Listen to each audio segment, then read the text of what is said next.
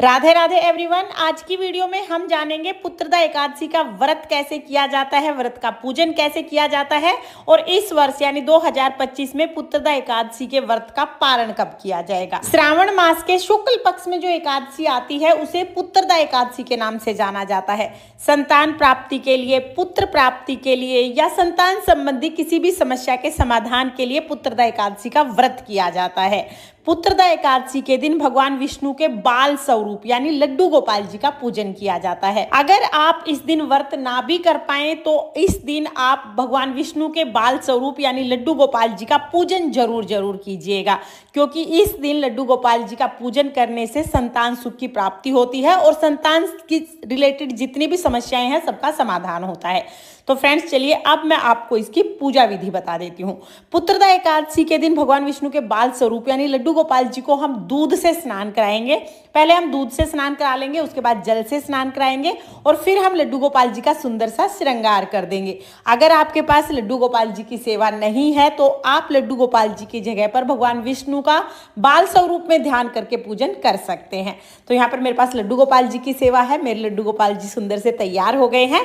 अब हम पूजन शुरू करेंगे। देखिए, आप चाहे आप अपने घर के मंदिर में पूजा कर लें, मंदिर में पीले रंग का आसन बिछाकर वहां पर पूजा कर सकते हैं, या आप चाहें तो अलग से चौकी लगाकर भी पूजन कर सकते हैं। यहाँ पर मैंने एक पट्टा बिछाया है, उस पर पीले रंग का वस्त्र बिछा के फूलों का आसन देकर अब हम यहाँ पर भगवान विष्णु के बाल स्वरूप लड्डू गोपाल जी को विराजमान कर देंगे, साथ में गणेश जी को विराजमान कर देंगे। इस दिन आप बछड़े सहित गाय का पूजन जरूर कीजिएगा। तो ये बछड़ा और गाय है, इनका पूजन भी हम साथ में ही करेंगे। सबसे पहले जल के छींटे लगाकर भाव रूप में सभी को स्नान करा देंगे। उसके बाद हम देसी घी का दीपक जलाएंगे। तो देखिए, इस बार मैंने इस तरह की बातियां बनाई हैं, ये देसी घी की बातियां हैं। आप देसी घी का दीपक जला सकते हैं या तिल के तेल का दीपक भी जला सकते हैं। अब हम वस्त्र के रूप में कलावा समर्पित कर देंगे। लड्डू गोपाल जी को पहले ही हमने वस्त्र पहना दिए हैं, तो गणेश जी को कलावा समर्पित कर देंगे। साथ में ही गौ माता और बछड़ा जो है उनको भी हम वस्त्र समर्पित कर देंगे। इसके बाद फिर हम रोली से और चंदन से तिलक लगाएंगे। तो गणेश जी को, लड्डू गोपाल जी को, गौ माता को, बछड़े को और दिए को, सभी को हम तिलक कर देंगे। तो यहाँ पर मैंने रोली से भी तिलक कर दिया है, उसके बाद फिर मैंने चंदन से तिलक किया। चंदन से तिलक जरूर कीजिएगा, क्योंकि एकादशी के दिन चंदन का बहुत महत्व होता है, पीले रंग की चीजें ज्यादा यूज की जाती हैं। उसके बाद हम तिल समर्पित करेंगे।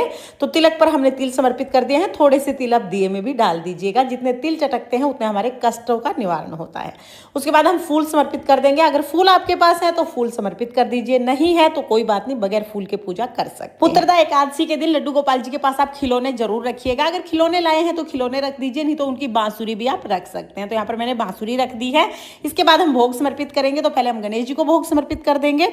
गणेश जी के भोग में तुलसी नहीं डालनी है, तो गणेश जी को बिना तुलसी के भोग समर्पित कर देंगे। उसके बाद गौ माता को, लड्डू गोपाल जी को हम भोग समर्पित करेंगे। तो लड्डू गोपाल जी को हमें तुलसी युक्त भोग समर्पित करना है।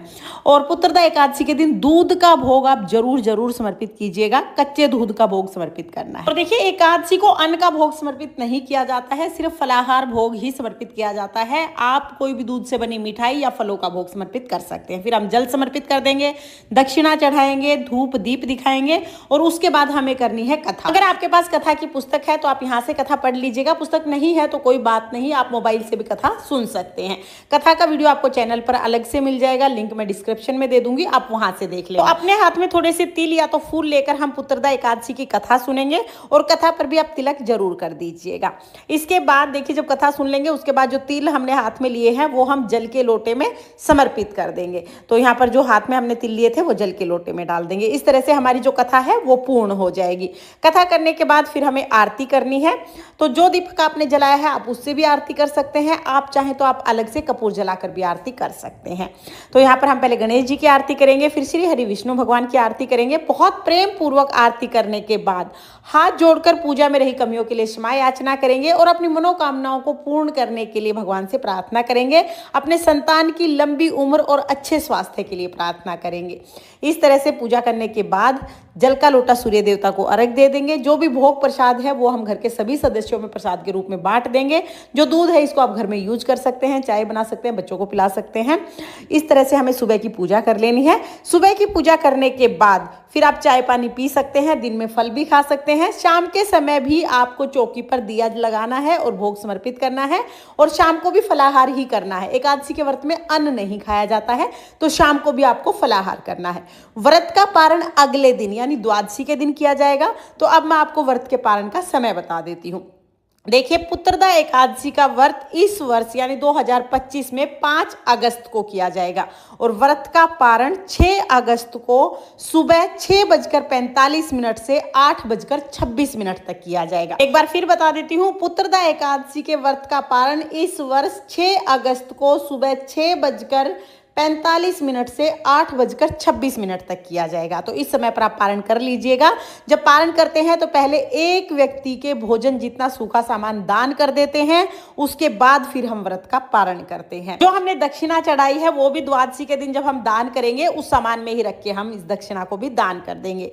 तो फ्रेंड्स, ये थी पुत्रदा एकादशी के व्रत की बहुत ही सरल पूजा विधि। आपको ये पूजा विधि कैसी लगी कमेंट करके जरूर बताना। और अगर ये वीडियो आपको पसंद आई हो, वीडियो आपके लिए थोड़ी बहुत भी यूजफुल हो, तो प्लीज वीडियो को लाइक कर देना।